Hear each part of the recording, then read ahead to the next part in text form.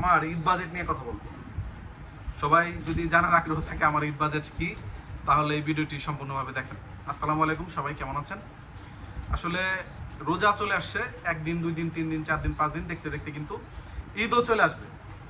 আসলে ঈদে আমাদের সবার একটা ছোট্ট বাজেট থাকা দরকার। সেই বাজেটটা খুবই ইম্পর্টেন্ট বাজেট হচ্ছে এরকম যে আপনি ধরেন পাঞ্জাবি কিনবেন, পায়জামা কিনবেন, বোর জন্য কাপড় কিনবেন, মার জন্য কাপড় কিনবেন, নিজের জন্য কিনবেন, ভাগ্নির জন্য কিনবেন, মামার জন্য কিনবেন, খালুর জন্য কিনবেন, অনেকের জন্যই কিনবেন। এটা হচ্ছে স্বাভাবিক ব্যাপার।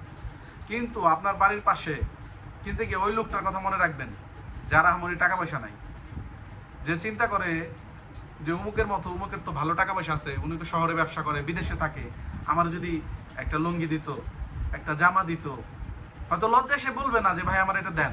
কারণ সমাজে অনেক ব্যক্তিত্ববান মানুষ আছে যারা লজ্জায় বলবেই না যে আপনি এটা আমাকে দেন বা এটা আপনার কাছে চাই। অনেক ব্যক্তিত্ববান মানুষ এমন আছে। তার পাশে যদি গিয়ে আপনি তার বাচ্চার জন্য একটা ফ্রক কিনে নিয়ে যান, বা একটা জামা কিনে নিয়ে যান, বা একটা শার্ট কিনে নিয়ে যান, এটা কিন্তু তার জন্য অনেক বড় সাপোর্ট। আর এটা যারা দিবেন তাদের প্রতি একটা বিশেষ পরামর্শ থাকবে, এটা আগে দিবেন।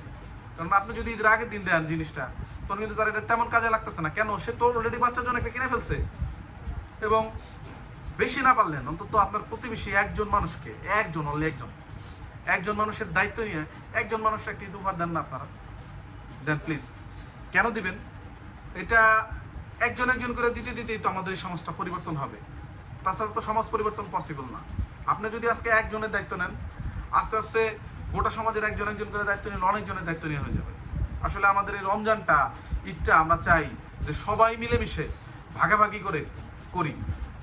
আমরা জানি একা ভালো জামা গায়ে দিয়া, দামি গেঞ্জি গায়ে দিয়া ঈদের দিন না ঘুরি, অন্তত আমার পাশের বাড়ির মানুষটা দামি না হোক, অন্তত কমপক্ষে একটা কাপড় তার নতুন থাক। এই বিষয়টা সবার প্রতি অনুরোধ রইল। সবাই যার যার অবস্থান থেকে, পাশের বাড়ির, এলাকার মানুষ, কাছের মানুষ, অনেক আছে না যে একটু আর্থিক অবস্থা খারাপ, বলতে পারতেছে না, অনেকের আপনি ঈদের দিন গরুর গোস্ত দিয়ে খাইবেন, অন্তত তার একটা ফার্মের মুরগি কিনা দেন না, সে ফার্মের মুরগিটা দিয়ে ঈদ করুক।